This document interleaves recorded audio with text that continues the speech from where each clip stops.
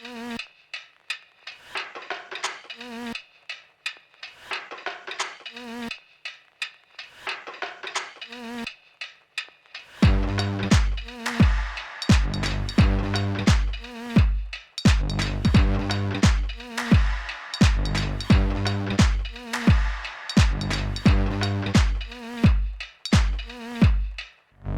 we are here in Thonon, on the shores of Lac Léman. Let's see how we got here. We took the night train from Vienna to Feldkirch. This was our 4th or 5th time on this route, but this was the very first time with a private shower and toilet.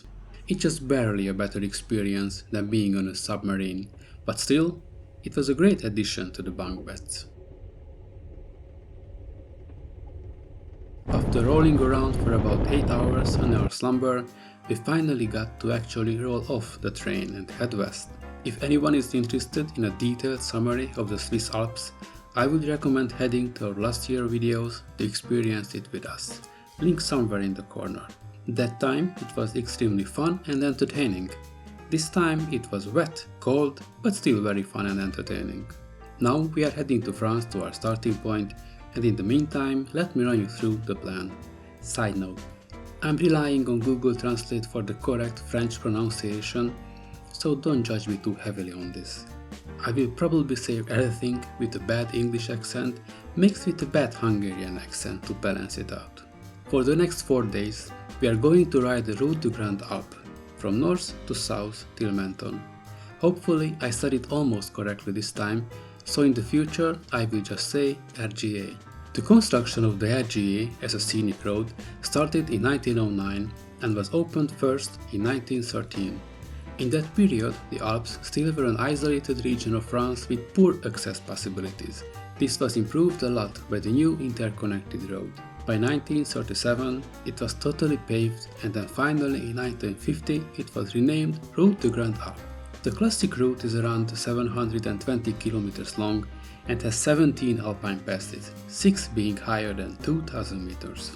Over the years, offshoots have been added to create a route that covers up to 23 mountain passes, depending on which detour you take. There are multiple variations of the route at certain places, historical changes or alternative routes, so consider this our official version for 2023. This was the week when there were some unrest in the big cities in France due to an unfortunate event between police and a young driver, so Nice was out of the plan for us. We will be following different road signs, but the main number is 902.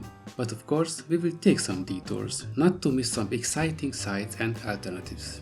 On the first day, we will tackle 6 passes and reach Val d'Isère by the late afternoon.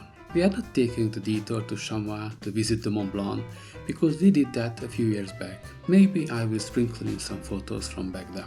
If we have the time, you should add an extra day and check it out. On the second day, we will drive above the clouds, spend a part of the day above 2000 meters, and finally get to Barcelona.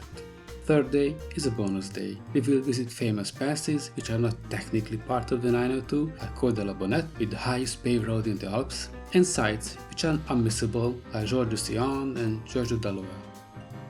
Finally, on the last day, we take on the final section till Menton, get a feel for the Riviera and stretch our legs on the beach.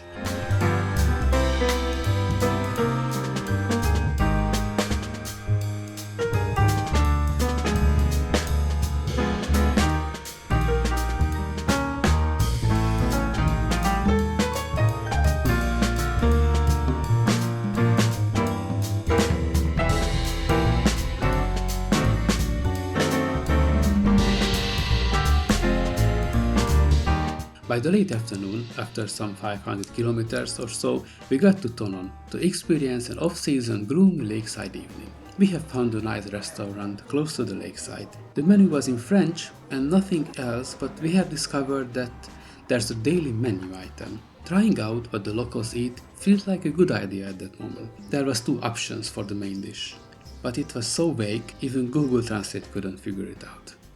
When the waiter at the restaurant asked me whether I trust him or not, in French of course, it was hard not to mention I have seen a few Emmanuel movies when I was younger, and I'm not sure I'm ready to start a brand new adventure with him. Anyway, I trusted him, so I got the mussels in cream sauce. A great reminder not to trust anyone. In the next episode, we will start our journey on the RGA, so stick around.